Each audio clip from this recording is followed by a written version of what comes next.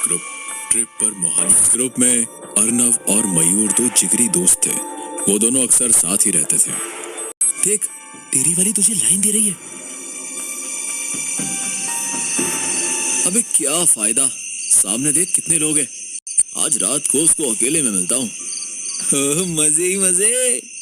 अर्नव को शीतल पसंद थी। शीतल थी इतनी खूबसूरत कि किसी को भी मोह सकती थी। और लड़कियां अलग अलग रूम्स में अपने रूममेट्स के साथ सोने चले गए। अर्नव और मयूर एक साथ ही थे। 12 बजे होंगे। अरे अब क्या वेट कर रहा है, जा ना।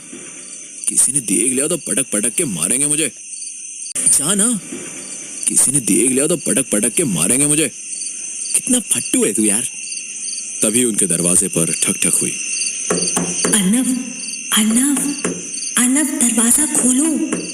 मैं अब मुंह क्या देख रहा है, जा दरवाजा खोल। अर्नव ने फट से दरवाजा खोला। सामने शीतल थी जिसने एक चोटी और एक रिवीलिंग नाइटी पहनी थी। उसका ये रूप देखकर अर्नव तो उस पर लट्टू हो गया।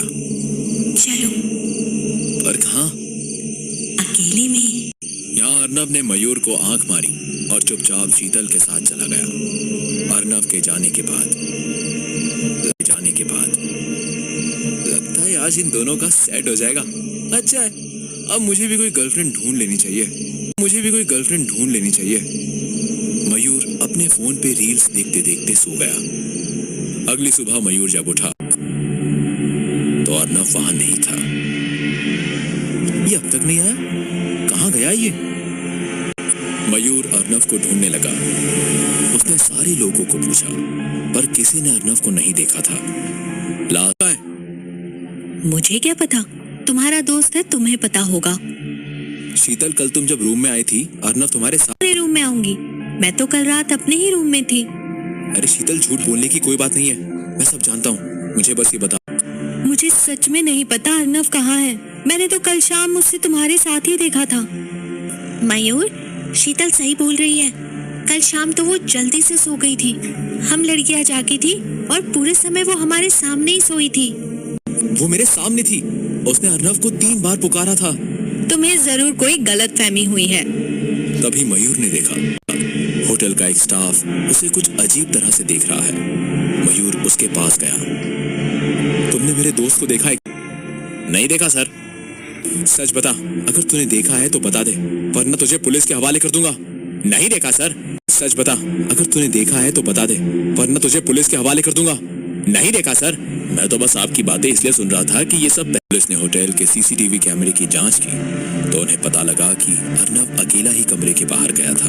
वो किसी से बातें तो कर रहा था पर वहां कोई नहीं था।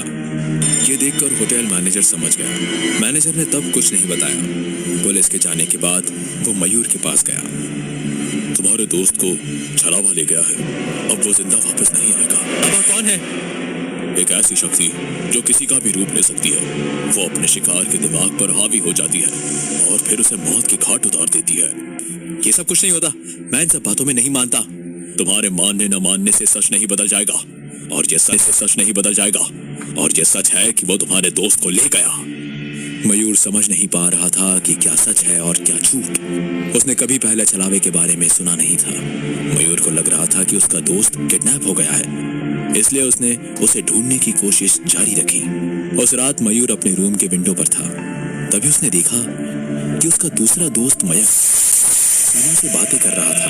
लेकिन तभी उसने देखा कि सीमा तो लड़कियों के ग्रुप में भी थी। कैसे हो सकता है? गायब होते ही छलावे का सारा छल खत्म हो गया। वो जंगल फिर से आम जंगल हो गया। सामने कोई नाला नहीं, एक खाई थी और खाई के नीचे मयूर को अर्नव की लाश दिख रही थी।